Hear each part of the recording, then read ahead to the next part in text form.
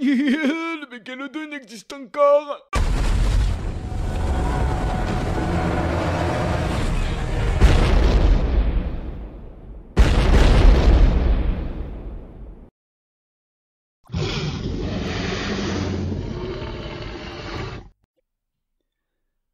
Aujourd'hui, on va parler gros requins.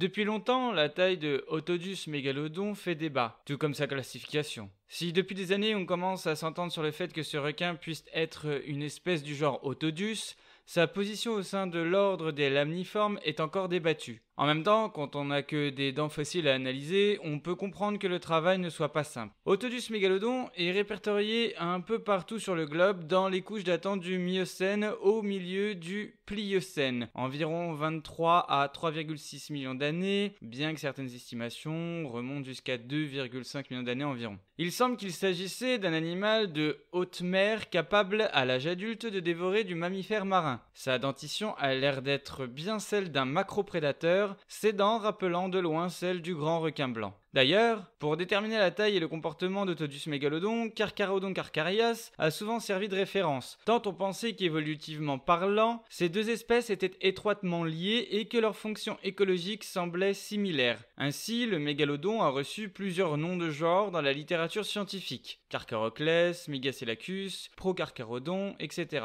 On ne pense plus cela aujourd'hui. Les Otodontidés sont une famille totalement disparue, sans aucun représentant actuel et, comme dit précédemment, la position des Otodontidés parmi les lamniformes est mal connue. On comparait les dents de ces deux requins pour établir une corrélation, mais un examen détaillé de la morphologie dentaire a fini par contester la relation entre Carcharodon carcharias et Otodus mégalodon, révélant que le grand requin blanc descendait d'une lignée incluant les requins macos et d'autres taxons étroitement apparentés, Cosmopolitodus, plutôt que d'Otodus mégalodon. De plus, le grand requin blanc et le mégalodon ont vécu durant la même période. Les plus anciens fossiles connus de grands blancs étant datés de 16 millions d'années, donc du milieu du Miocène. En 2019, Kenshu Shimada s'est attaqué à l'estimation de la taille d'un individu adulte d'Otodus mégalodon en réexaminant le développement ontogénétique des dents chez Carcharodon carcharias, tout en se basant sur des données déjà publiées en rapport avec les estimations de taille du requin géant disparu. Privilégiant un rapport avec des estimations basées sur des calculs au niveau des dents antérieures supérieures chez le grand requin blanc, le paléontologue a recoupé ses résultats avec ceux obtenus chez Otodus mégalodon, Carcharodon astalis, Carcharodon ubeli et du Carcharodon carcharias fossile. Tout cela finit par donner une estimation la plus raisonnable d'une longueur du corps comprise entre 14,2 mètres et 15,3 mètres, laissant la place au mégalodon comme étant l'un des plus gros requins n'ayant jamais existé. L'auteur stipulant tout de même que des individus dépassant 15 mètres auraient pu exister, mais devaient être très rares. En 2020, Cooper et al. Nous proposent une nouvelle méthode afin d'estimer le mieux possible la taille et les proportions chez Otodus mégalodon. Afin de pallier le plus possible aux approximations dues à la référence donnée du grand requin blanc lorsqu'il s'agit de se représenter le mégalodon, les auteurs se sont servis de 5 espèces différentes au sein des lamniformes. Isurus oxyrhynchus, Isurus pocus, Lamna ditropis et Lamna nasus, en plus de Carcharodon carcharias. Les chercheurs précisent qu'ils n'ont trouvé aucune allométrie significative entre toutes ces espèces analogues. À partir de là, il a pu être proposé une estimation des proportions de la tête, des nageoires et de la queue sur un individu adulte de 16 mètres. L'étude dit aussi que de par l'incertitude du classement des otodontidés au sein des lamniformes, couplé avec le fait que des requins de tailles différentes sont signalés comme étant géométriquement similaires dans leur profil corporel, il peut être suggéré que d'autres macroprédateurs lamniformes autres que Carcharodon carcharias pourraient servir d'analogues modernes, facilitant la reconstruction des dimensions de la longueur de la tête, la hauteur et la largeur de la nageoire dorsale, la hauteur de la queue de mégalodon. Ainsi, L'étude montrerait que les espèces analogues les plus grosses avaient une tête légèrement plus robuste et des nageoires dorsales plus convexes, à l'inverse des analogues de plus petite taille qui auraient une tête plus étroite et une dorsale concave au niveau de la bordure arrière. Il est précisé également que aucun changement allométrique n'a été détecté au niveau des nageoires pectorales et caudales, cette dernière s'avérant avoir la même forme dirigée dorsalement chez tous les requins analogues de l'étude.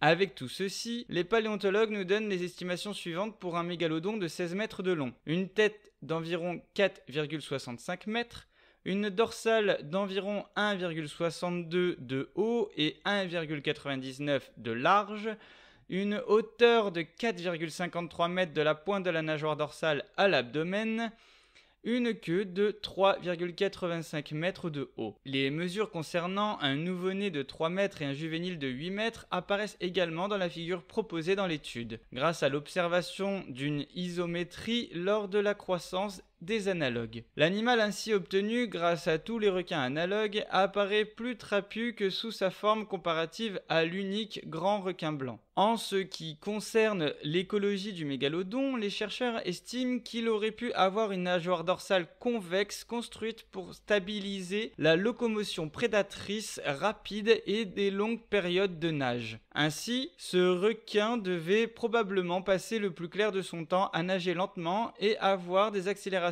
importantes lors de ses chasses en embuscade. C'est un comportement que l'on observe chez les grands requins prédateurs lamniformes de nos jours. On suppose en plus de ça une mésothermie. Un animal isotherme adopte une stratégie thermorégulatrice intermédiaire entre ectotherme à son froid et endotherme à son chaud, ce qui augmente les chances d'avoir un énorme requin capable d'accélération soudaine. On a estimé d'ailleurs le même type de comportement chez certains ichthyosaures de grande taille. Aussi, Mégalodon pouvait, notamment à l'âge adulte, privilégier le nettoyage de carcasses d'animaux déjà morts, comme les grands cétacés, à l'instar des grands requins blancs à notre époque, les adultes se regroupant et arrachant des morceaux sur la carcasse. Ceci implique donc une moindre dépense énergétique pour s'alimenter. La nageoire caudale correspondrait à un type 4 parmi les lamniformes, donnant un requin à l'apparence tuniforme, où le mouvement de nage serait limité à la queue lors des vitesses élevées et les nages longue distance. Pour la tête, il est donc supposé qu'elle devait être robuste, déplaçant durant son ontogénie ses préférences alimentaires des poissons vers les mammifères marins. Les adultes devaient donc posséder cette tête dite robuste,